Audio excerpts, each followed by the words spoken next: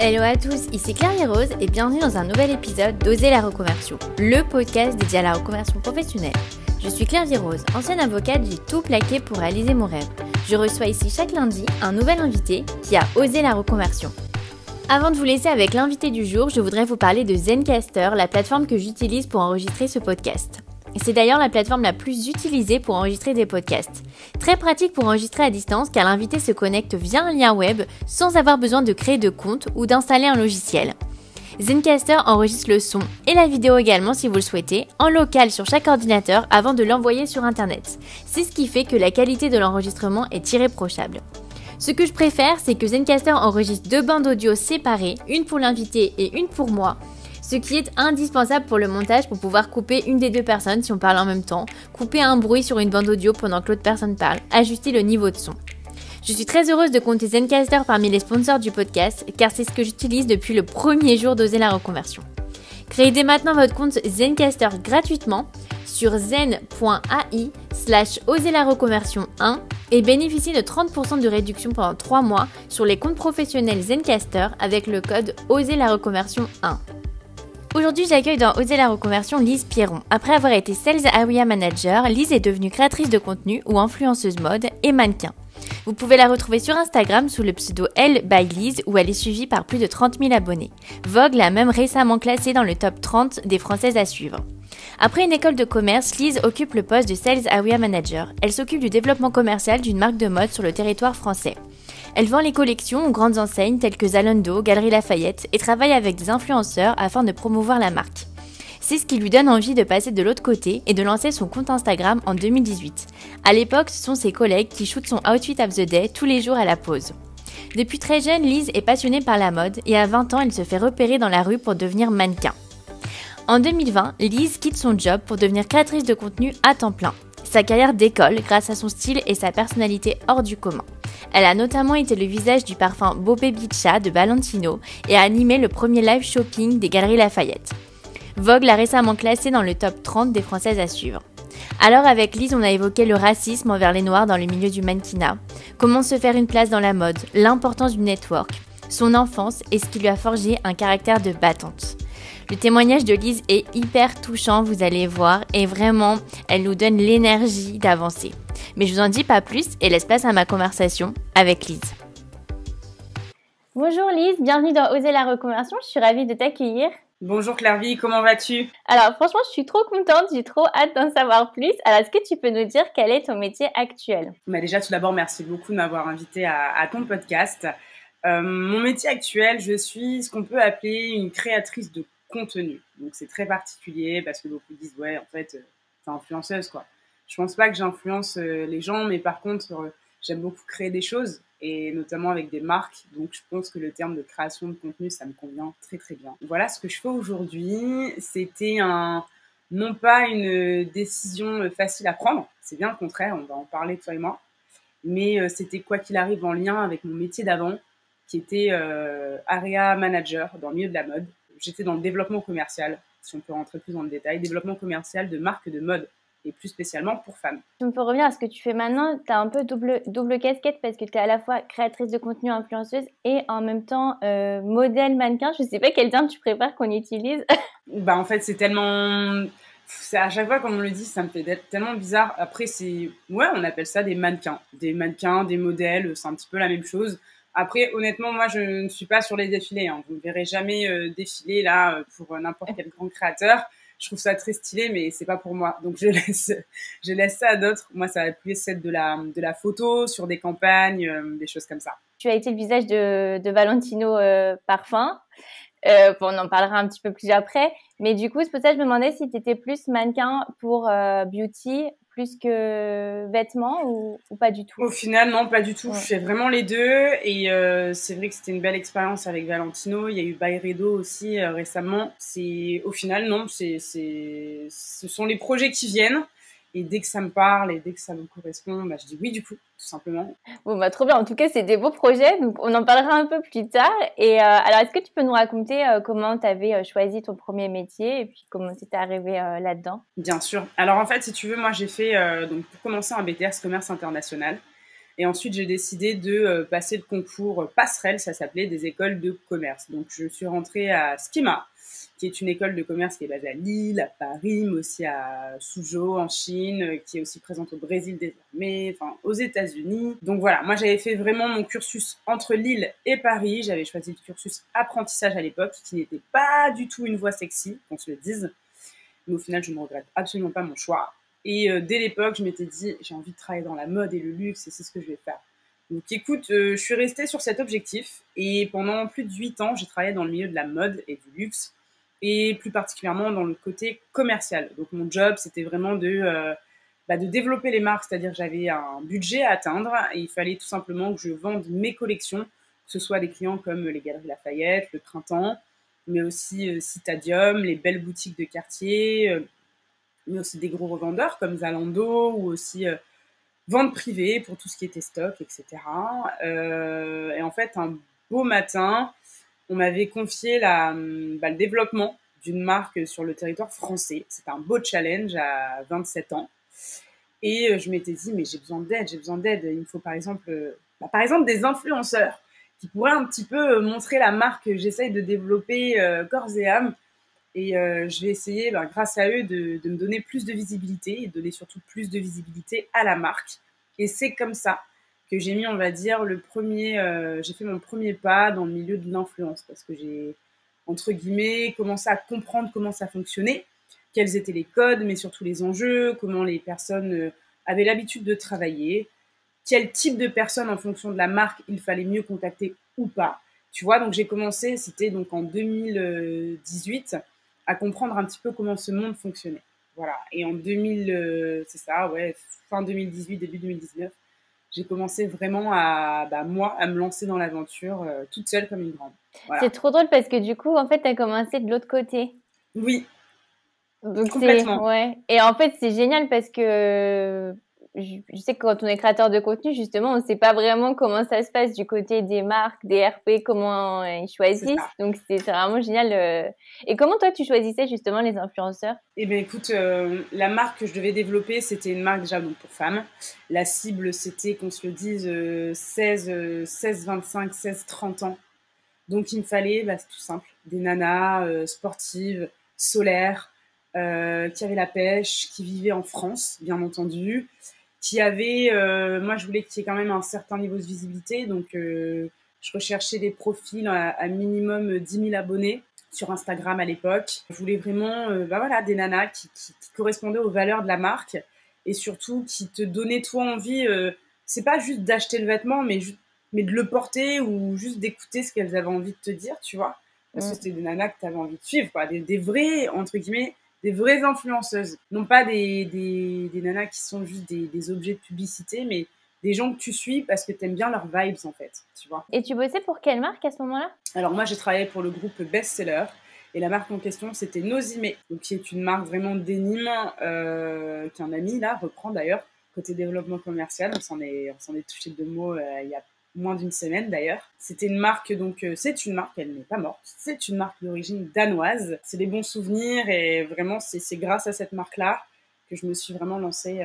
Je me suis lancée dans ce milieu-là, en fait, milieu digital. Et qu'est-ce qui t'a donné envie, t'as eu envie de passer de l'autre côté, de devenir influenceuse aussi? En fait, si tu veux, je me suis dit, mais c'est cool, en fait. Moi aussi, je suis fan de mode, j'adore mon métier, j'adore ce que je fais, j'adore le milieu dans lequel je suis. Je sais que c'est un milieu très paillettes et aussi très méconnu. Donc, pourquoi pas en parler, en montrer les coulisses aussi, montrer vraiment à quoi ressemble un défilé. J'avais des contacts aussi, au final, la vie fait bien les choses et petit à petit, on se construit tous notre réseau, si tu veux. À cette époque-là, j'avais à la fois des contacts d'agents commerciaux, j'avais des contacts de commerciaux, donc des contacts d'acheteurs, de merchandisers, de marketeurs, mais aussi de mannequins.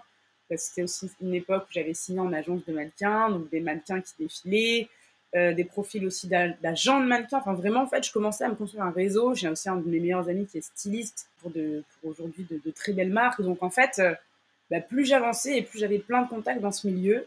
Et j'entendais des choses que les gens disaient, tu sais, en off, en coulisses, mais ça se disait pas dans la vie de tous les jours, ou en tous les cas, on l'exposait pas sur les réseaux. Et moi, je me disais, mais c'est cool, faut peut-être en parler de tous ces sujets, montrer vraiment comment ça se passe, un show, ou dire ce qu'il en est après, les ressentis de mannequin. Donc j'ai commencé, si tu veux, sur mon Insta à parler de tout ça et aussi à montrer mes tenues de tous les jours, où je montrais que non, je m'habillais pas à 100% chez Zara, qu'il y avait plein d'autres marques qui étaient canons, qui existaient. Et c'est un petit peu comme ça que j'ai commencé en fait. Et ayant le soutien au final de pas mal de contacts et d'amis dans le milieu, et aussi de marques qui étaient là, mais c'est top ce que tu fais, continue, tiens, on va bosser ensemble. Bon, bah, c'est un peu un cercle vertueux et petit à petit, c'est comme ça aussi que, bah, aujourd'hui, de très beaux groupes se sont tournés vers moi à l'époque parce que, bah, la visibilité avait été donnée à un moment donné aussi, quoi. Et tu penses que les contacts, c'est indispensable dans ce milieu? C'est indispensable. Et honnêtement, qu'on se le dise aujourd'hui, peu importe le milieu dans lequel on travaille, les contacts, c'est indispensable en fait. Tu sais qu'il y a des gens qui ont des métiers, non pas parce que c'était eux les plus compétents, mais tout simplement parce qu'ils avaient le contact d'eux. Et quand tu sais ça, ça redistribue les cartes, quoi, tu vois. Et alors, est-ce que tu peux nous raconter comment tu avais signé dans cette agence de mannequins aussi parallèlement, comment ça s'était fait le mannequinat pour toi? Alors en fait, on m'avait déjà scouté une fois dans la rue et je m'étais dit, ok, d'accord. Enfin, je savais pas que ça fonctionnait comme ça. Au début, j'ai cru un peu à une blague même. Mais alors, c'est trop marrant. Est-ce que tu peux nous raconter en détail? Parce que souvent, justement, les mannequins hyper connus disent, bah voilà, je me suis fait repérer dans la rue. Comment ça se passe concrètement Non, mais c'est ça. Et d'ailleurs, j'avais pas signé avec cette agence-là. J'ai signé avec une autre agence bien plus tard. En fait, si tu veux, moi, j'étais avec un de mes cousins. On était en terrasse d'un café parisien. Et là, à ce moment-là, il y a une dame, c'était donc une agente d'agence, qui m'avait dit, bah, bonjour Lise, enfin non, pas bonjour Lise, mais bonjour déjà tout court. Ton profil peut être très intéressant, je travaille dans le milieu de la mode, je suis agent de mannequin et ton profil m'intéresse beaucoup, est-ce que ça t'intéresserait, etc., etc. Moi, bon, je m'étais dit, ouais, qui me dit que la nana, c'est juste pas une grosse mytho, tu vois ce que je veux dire? Ouais, une arnaque ou... Ouais, voilà, et ça, j'avais 18 ans, 18-19, c'était ma première année, 2011 à Paris. Et au final, j'ai travaillé pour la marque, surtout pas la marque, mais la maison Chanel. J'avais fait un stage, c'était mon premier stage en école de commerce, et en fait, j'étais au flagship au 42 avenue Montaigne. Et j'avais une de mes collègues, au final, qui m'avait dit, écoute ma puce, t'es vraiment trop mimes, si tu veux, moi je connais... il y a un de mes amis qui est bien positionné chez Elite, qui est juste au bout de l'avenue. Si ça te dit, s'il te plaît, va leur faire un coucou et vois un peu comment ça se passe. Donc bon, écoute, je de mes 18-19 là, j'étais allée chez Elite faire un coucou. Là, c'est la cour des grands, là, Elite. Carrément. Et au final, j'avais pas du tout été prise. Enfin, merci, au revoir. Enfin, merci d'être passée. Et un peu dur, du coup, ça c'était... Non, mais tu sais, ils ont pas le temps, quoi. Donc je m'étais vraiment genre, mais allez, merci d'être passé. Enfin, voilà, la porte est là, allez-y. Et au final, j'ai signé dans une autre agence grâce à un contact où je m'étais dit, bah écoute, si on me le dit que j'ai le profil pour, j'avoue, moi ça m'intéresse, ça me fait une expérience de plus, c'est cool, ça pourrait me permettre d'avoir accès à soit des événements, soit des expériences un peu sympathiques, donc let's go, faisons-le. Donc au final, j'ai trouvé une première agence qui m'a signé. Et aujourd'hui, bon bah avec les réseaux sociaux, fait que là je suis vraiment au sein d'une agence qui est super cool et qui est très humaine et autant dans l'équipe que dans les valeurs, tu vois. Et là, à l'heure où je te parle, bon bah pour le coup, comme quoi le karma est assez puissant, il y a une très très grosse maison de mannequins, très grosse agence, qui est en train de regarder mon profil et pourquoi pas, let's see what happens, tu vois. Donc ça s'est pas fait à l'aube de mes 20 ans, mais ça se fait à mes 30, quoi. Et quelle était la différence, tu penses? La différence, je pense que déjà, c'est les mentalités qui ont bien évolué. Moi, je me souviens d'une agence dont je vais taire le nom parce que aucune envie de faire un scandale, et qui m'avait dit, salut Lise, tes photos sont incroyables, ton profil est parfait, t'es canon, on adore, mais en fait, on a déjà notre quota de noir. Donc ça, c'était ce que je m'étais mangé à 20 ans. Ouais. Et comment tu t'es sentie à ce moment-là? Bah, c'était abusé, en fait. J'étais trop triste. Ouais. 2, je comprenais pas ce qui m'arrivait. Et l'injustice, ouais. Trop abusé, en fait, tu vois. Je pense qu'aujourd'hui, pourquoi les choses ont changé? Bah déjà, parce que je leur offre un peu mon profil sur un plateau. Enfin, le travail de bâtir toute une communauté, d'être là, présent, de travailler avec telle ou telle marque. Enfin, je l'ai un peu fait, on n'est jamais seul dans ce genre de moment, mais enfin, c'est pas grâce à eux que j'en suis là aujourd'hui. Donc aujourd'hui, j'arrive avec ma communauté, mon nombre d'abonnés, mes expériences et tout ce que j'ai pu faire. Enfin, c'est du pain béni pour eux, en fait. C'est parfait. Donc je pense qu'aujourd'hui, il y a ça qui a changé déjà, et aussi les mentalités. Aujourd'hui, tu peux pas te permettre de dire à une fille ou un homme de couleur noire, salut, c'est canon ce que tu proposes, on aime bien ton profil, mais en fait, on a assez de noirs dans l'agence. Mais qui fait ça? Enfin, aujourd'hui, tu fais ça, honnêtement, je pense que tu te fais pourrir par juste l'ensemble de la France et de la planète, tu vois.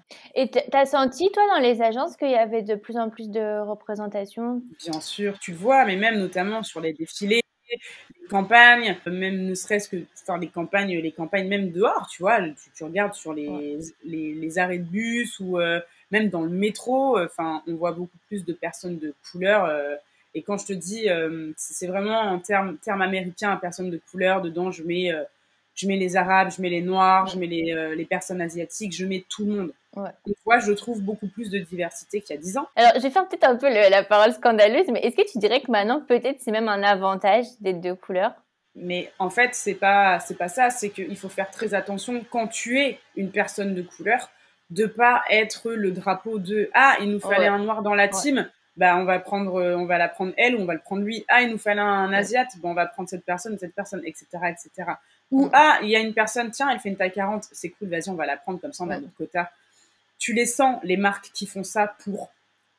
Et tu sais aussi quelles marques font ça parce que en fait, elles sont comme ça. Elles ont envie de diversité, c'est leur credo et elles sont dans la vibe et c'est comme ça. Tu le sais quand on te contacte. Avec quel genre de profil les marques ont l'habitude de travailler. Il faut pas être dupe non plus. Et toi, comment t'as fait justement pour, je veux dire, un événement comme ça à 20 ans, ça aurait pu vraiment te bloquer, fermer, en te disant, c'est un monde horrible, ça représente pas du tout mes valeurs, bah finalement, j'ai pas envie du tout de faire ça. Tu vois, t'aurais pu vraiment te fermer. Comment toi, t'as réussi à dépasser ça en te disant, bah c'est pas grave, je vais trouver autre chose, je vais faire autrement pour travailler quand même dans ce milieu. Bah déjà, moi, j'avais fait des études, contrairement à beaucoup de mannequins ou de personnes qui se lancent dans le milieu ou qui se lancent à l'époque. C'était mannequinat. Non, en fait, moi, c'était pas mon job. J'allais justement signer derrière mon premier job, après en école. Enfin, j'étais tranquille. Je te dis, j'étais en apprentissage. Moi, je bossais. Enfin, le mannequin, c'était juste, allez, la petite cerise sur le gâteau, tu vois. Donc déjà, ça fait une grosse différence. C'était pas, j'en avais pas besoin. J'avais une vie à côté, une vie 100% remplie d'ailleurs. Non, ce qui m'a motivé c'est peut-être ça aussi, inconsciemment, qui m'a motivé des années plus tard à lancer ma propre page Insta, en fait. À faire ce que j'avais envie de faire. Genre, ah ouais, vous voulez pas travailler avec des gens comme moi, des gens comme nous. Pas de souci, moi, je vais vous montrer, un, qu'on peut travailler et de deux, que ça peut bien se passer, en plus. Est-ce qu'il y a peut-être pas, tu vois, est-ce qu'il n'y a pas un délire un peu de revanche derrière? Je sais pas, possible. Ouais. En tous les cas, aujourd'hui, ça me fait doucement rire quand il y a des personnes de telle ou telle agence qui me contactent en DM sur Insta en disant ouais, salut Lise. Ben après voilà quoi, mais faut pas être non plus un rancunier ou avoir de la rancœur, j'en ai pas. Tu vois, je me dis juste, les choses évoluent. Et puis tu sais quoi, à 20 ans, j'avais un caractère fort et bien trempé, comme aujourd'hui, mais moins. Et aujourd'hui, je veux dire par là, si je dois signer dans telle ou telle agence, ce sera en fonction d'eux, mais aussi à mes conditions. Tu vois, à 20 ans, t'es plus dans les délire, ah, vous me voulez, let's go, on y va, je signe tout.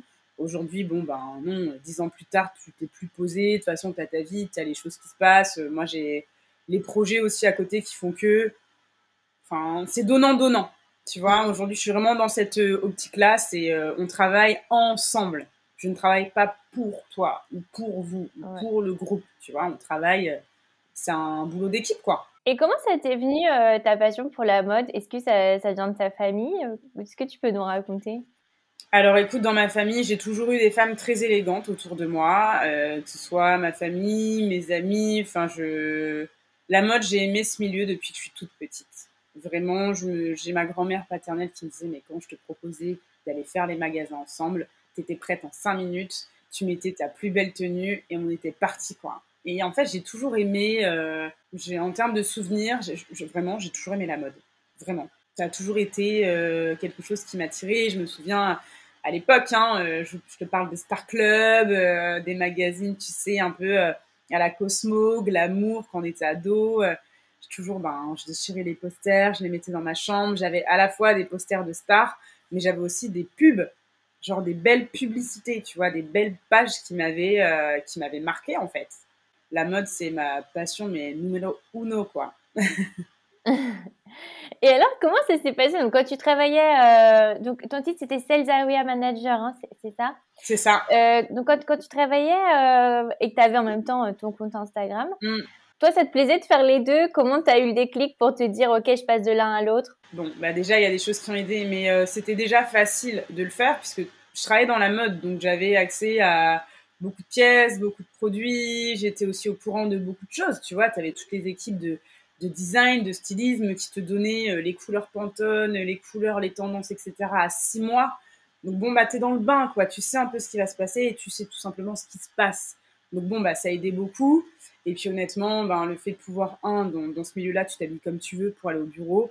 Bon, bah, je m'éclatais quoi dans mes tenues et c'était mes collègues, d'ailleurs grosse dédicace à eux, qui me prenaient en photo tous les jours, voire tous les 2 jours, je t'assure. Ah ouais. Donc grosse pensée pour eux et ça a démarré comme ça et en plus c'était l'algorithme Instagram. Donc c'est-à-dire qu'il fallait vraiment poster tous les jours. Je me souviens c'était tous les jours. Enfin donc c'était un sacré rythme, tu vois. Donc on va dire qu'à cette Ouais. époque-là, j'ai fait vraiment plus de quantité que de qualité. Mm. Aujourd'hui, je suis plus du tout à un post par jour. Après, je pense que pour commencer, il faut beaucoup, beaucoup poster, hein. Ah bah c'est ça, hein, c'était pour que l'algorithme en fait croit en toi et se dise tiens, ce profil on va le mettre en avant parce que ça se passe bien.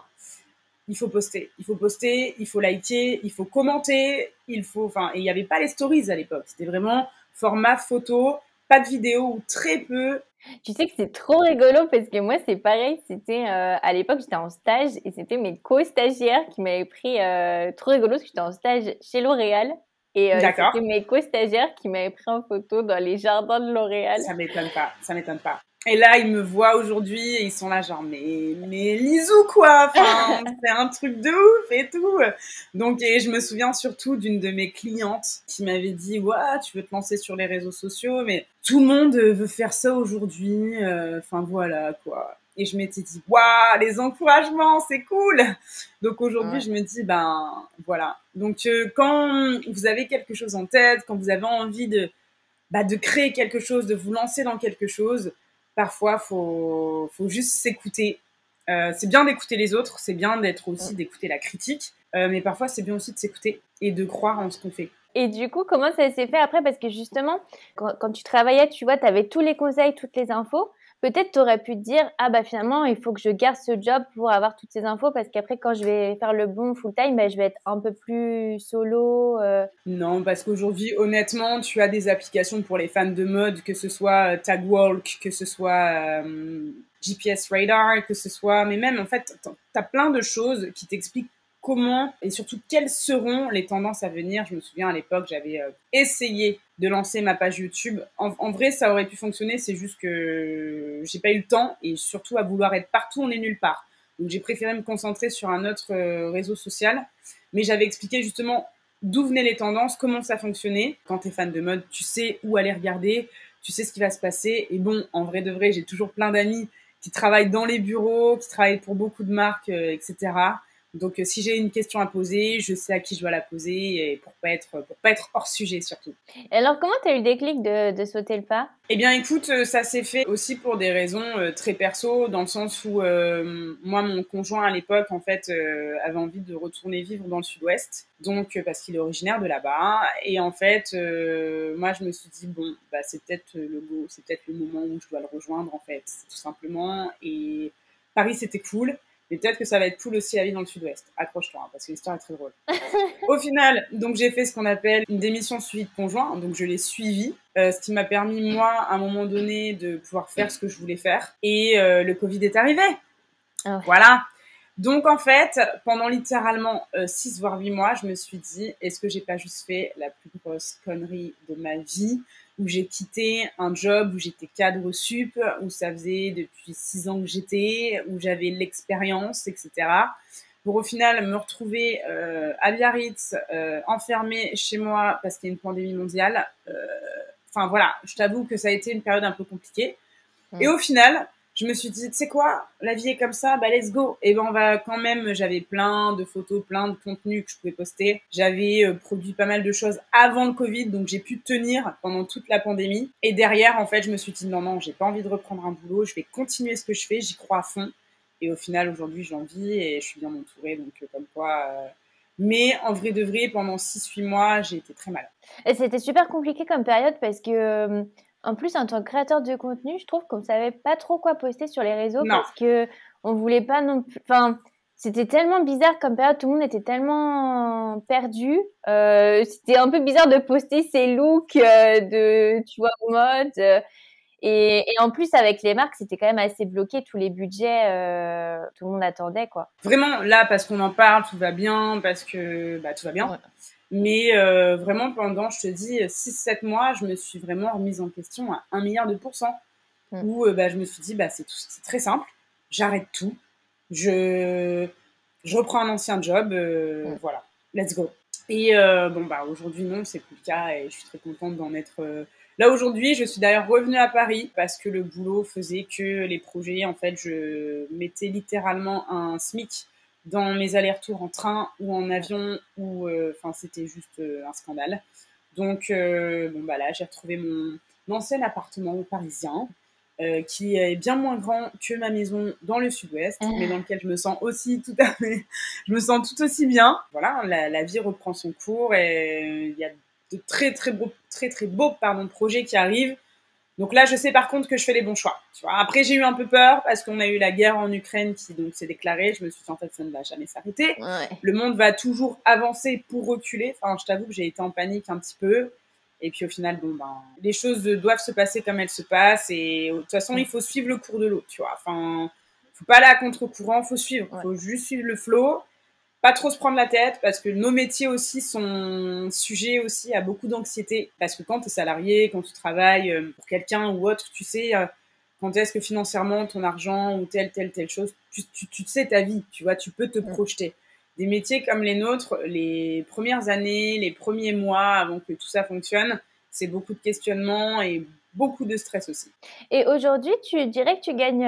Comment ça se fait la répartition entre ton métier en tant que mannequin et créatrice de contenu? Aujourd'hui, vraiment, les deux choses sont clairement mêlées. Tu vois, il y a beaucoup de campagnes où les gens m'ont dit, mais en fait, t'étais la mannequin. Mais non, en fait, ils m'avaient contactée en tant que créatrice de contenu et c'est moi qui ai travaillé là-dessus. Donc, du coup, ça ressemble à, je sais pas moi, une campagne ou quelque chose. Enfin, oui, je fais partie d'une campagne, mais toute la création de contenu, c'est moi derrière, si tu veux. Donc, le terme mannequin, pour moi, c'est vraiment, et c'est pour ça hein, qu'au tout début, les agences de mannequins se sont dit, on en fait quoi de ces gens? Est-ce qu'on leur proposerait pas de signer chez nous? Et c'est pour ça que tu as des grandes agences de mannequins, même des agences de mannequins tout court, ont un panel aujourd'hui d'influenceurs. Parce que ça fonctionne pareil qu'un mannequin. C'est tellement la même chose. En fait, c'est de l'image, c'est du droit à l'image, c'est tout ça. Donc aujourd'hui, allez, du mannequinat pur, je te dirais vraiment pur, hein, pur. Mannequinat, allez, c'est quoi? C'est 15% de mon travail. Tout le reste, c'est vraiment du travail avec les marques, avec les services presse, services marketing, services com, pour de la production de contenu ensemble. Que eux vont réutiliser derrière pour leur site internet, pour leur compte, sur leurs réseaux sociaux, etc. Mais on est vraiment dans cette optique-là à 85% du coup. Et alors, est-ce que tu peux nous raconter comment ça s'est passé la pub Valentino pour le parfum? Comment ça s'est passé la sélection? Et puis après, le shooting en lui-même, qu'est-ce que c'est un peu l'ambiance d'un shooting pour une telle marque?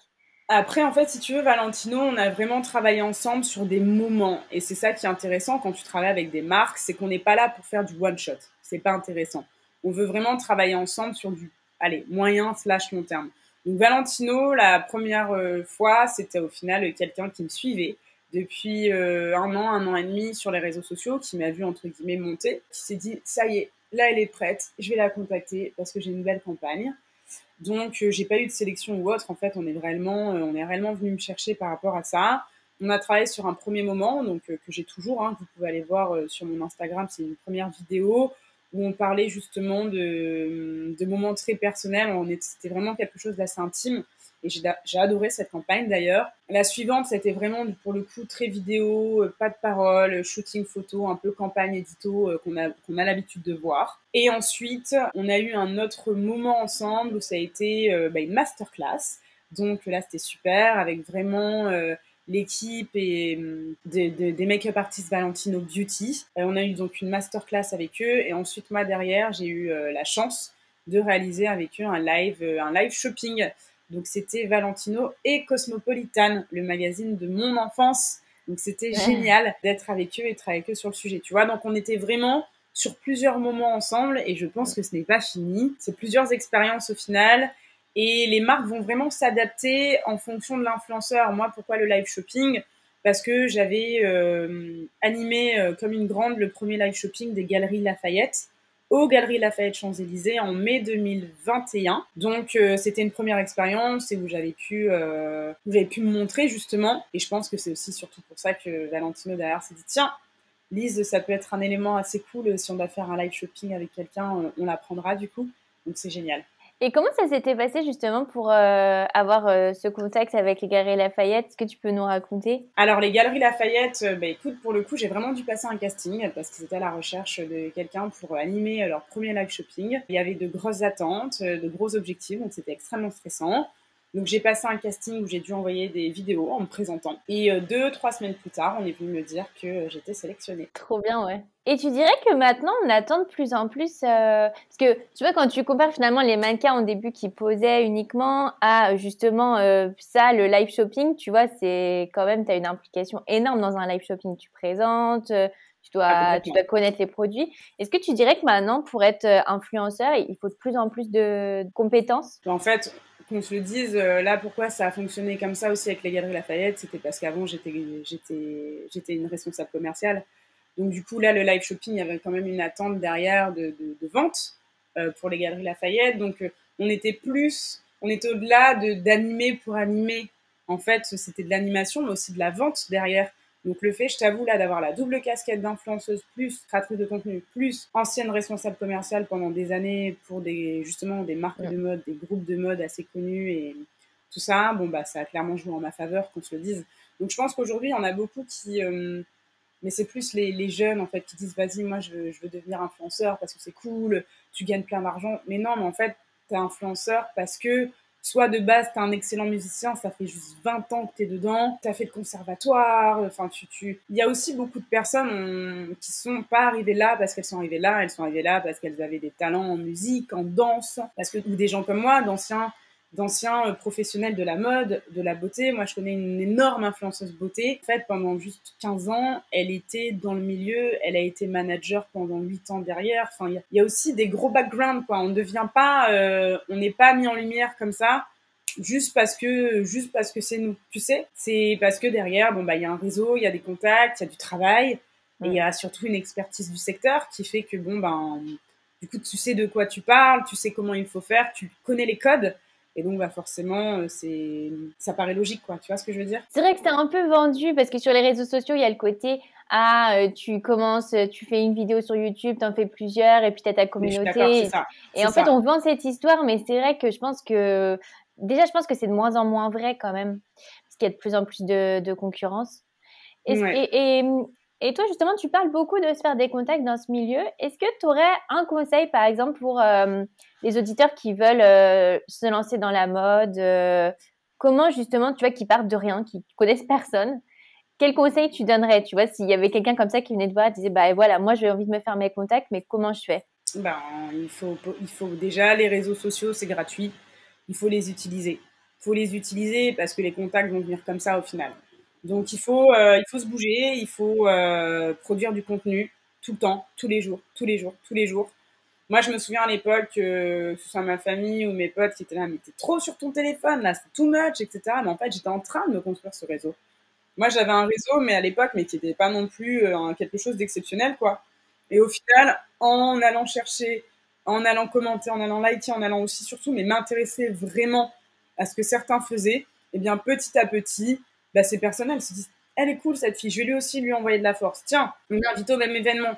Faut pas rester dans son coin. Salut, on suit sur les réseaux, on s'envoie de la force par là-bas, comment tu vas? C'est cool de se rencontrer en vrai, du coup. Donc, il faut vraiment tout utiliser, que ce soit, si sur les réseaux sociaux, la page, elle commence à prendre, il y a un engagement, il y a quelque chose, on sent que ça commence à prendre. Les événements auxquels les personnes sont invitées, il faut absolument y aller. Et c'est à ces événements-là que les contacts se font aussi, parce qu'on est des humains. C'est toujours mieux de voir une personne en face-to-face et de lui parler et de rire ensemble, de partager un moment, etc. Et en plus de ça, si derrière le travail est bien fait, il y aura d'autres événements, d'autres invitations, d'autres opportunités qui feront qu'à force, dans le milieu, petit à petit, vous faites un nom. Et même tout petit, votre nom est là. C'est ça qui est important. Peut-être aussi laisser un peu le temps au temps. Bah voilà. Et se dire que c'est pas parce qu'une personne aujourd'hui tu la vois dans telle campagne que toi aussi tu y as accès. Non, tu auras peut-être accès dans 2 ans, dans 3 ans, parce qu'avant ça, il y a du chemin à faire. Et toi, comment tu vis ce que tu parlais tout à l'heure de l'anxiété qu'il y a dans ce milieu? Comment tu vis cette compétition, toi, cette concurrence? Bah en fait, moi, je me sens pas en compétition avec les autres. Mm. Genre pas du tout. Il y a vraiment de la place pour tout le monde. C'est un truc de dingue.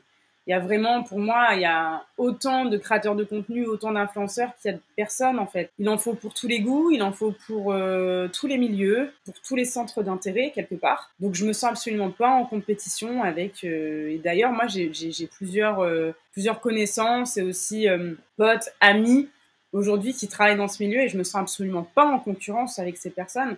Il y a vraiment de la place pour tout le monde, c'est véridique. Peut-être que parfois on en voit trop, on voit certaines personnes peut-être trop souvent, etc. Mais quelque part, tant mieux pour elles, bravo. Il y a une multitude de marques, il y a une multitude mais même au-delà des marques, d'expériences, de sujets, que moi je me sens absolument pas en concurrence avec les autres, pas du tout. Et c'est peut-être d'ailleurs pour ça que je suis pas dans des histoires ou dans vraiment, tu vois, enfin, chacun doit mener sa barque, je pense, tu vois.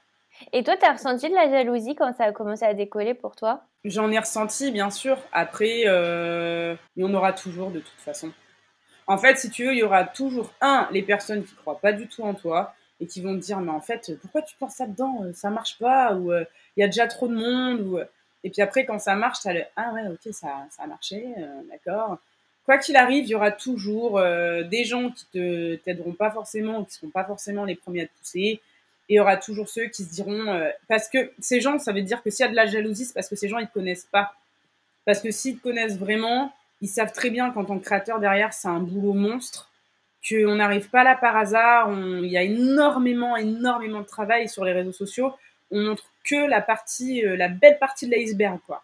Tout ce qui est en dessous et qui fait juste 90% du glacier, bah, les gens ne le voient pas, tu vois. Mm. Donc, les jaloux, c'est les gens qui diront ouais, mais en fait, elle est là parce que bah, de toute façon, elle a les contacts ou elle travaille dedans, c'est facile, c'est nanan, c'est pas cool en fait. Quand vous connaissez vraiment les gens, quand vous connaissez vraiment leur histoire, bah vous savez que après, c'est tout, ça fait partie entre guillemets. Si je peux parler comme ça fait un peu partie du game, quoi. Il y aura toujours des gens qui seront jaloux parce qu'ils te connaissent pas ou parce que c'est le propre de l'humain aussi d'envier un petit peu l'autre. Et pourquoi les réseaux sociaux fonctionnent aussi à ce point-là? Faut pas trop se leurrer, quoi. On le sait, c'est parce que l'humain a besoin de se comparer, a besoin de regarder ce que fait l'autre, a besoin de rêver, de croire, mais moi aussi, je crois aussi au beau côté des réseaux sociaux, je crois à l'inspiration, je crois à ces gens qui t'influencent du bon côté, quoi. À voir le bon côté des choses, à ne pas croire que parce qu'il est en surpoids, il peut pas non plus perdre des kilos ou justement peut-être en prendre pour toutes ces filles qui sont ou hommes qui se sentent justement trop minces. Ils vont suivre des gens qui parlent de ça, qui parlent de nutrition, qui parlent de diète, d'autres qui parlent vraiment de body positif. Enfin, moi, je crois aussi au beau côté des réseaux pour tout ce côté-là. Montrer le beau aussi dans notre monde, il y a du beau et à tout niveau, humanitairement, en termes de mode, en termes de valeurs, j'y crois à 100%, tu vois. Et toi, ça serait quoi ton plus grand rêve professionnel? Waouh. Bah là, je crois que je suis en train d'en réaliser un, je peux pas en parler. Ça fait un peu la meuf, hein. Je déteste. Moi, je détestais à l'époque les gens qui faisaient ça. Donc, je vous prie de m'excuser. Mais je pourrais t'en parler clairement dans 15 jours sans problème. Mais là, je crois que je suis en train d'en réaliser un et c'était un de mes objectifs. Donc, c'est ouf ce qui est en train de se passer. Mais sinon, en termes de grands rêves, je dirais vraiment, tout simplement de pouvoir vivre de ma passion sans me poser de questions par rapport à demain, ni par rapport à mon futur. C'est tout doucement en train d'arriver. Pour moi, le grand rêve, c'est ça. Et surtout, continuer d'être super bien entourée et ne pas décevoir que ce soit mes amis, ma famille. Toujours rester moi, authentique et savoir bien faire les choses. Et si je les fais pas bien, savoir m'excuser. Et voilà, en fait. Je pense que le grand rêve, c'est de pouvoir vivre de ma passion. Mais si je veux vivre de ma passion pour être toute seule, ça m'intéresse pas du tout, en fait. Moi, je pense que je suis cette personne que je suis aujourd'hui. C'est surtout grâce à ma famille et grâce à mes amis, vraiment. Je suis aussi forcément par rapport à ce que j'ai fait, mes choix perso, aussi mon hygiène de vie, etc. Tu vois, mais je pense que si je suis bien dans ma vie, c'est parce que je suis surtout bien entourée. Je pense que ça, franchement, Pour moi, ça fait toute la différence en fait. Et est-ce qu'il y a quelque chose qui t'a surpris dans le métier de créatrice de compte mannequin? Quelque chose que tu vois, tu n'avais pas perçu avant de l'être à temps plein? Bah là, il y a une différence, c'est clair et net. On ne te traite pas du tout de la même façon quand tu viens travailler pour de l'influence / création de contenu, quand tu viens travailler pour du mannequinat pur.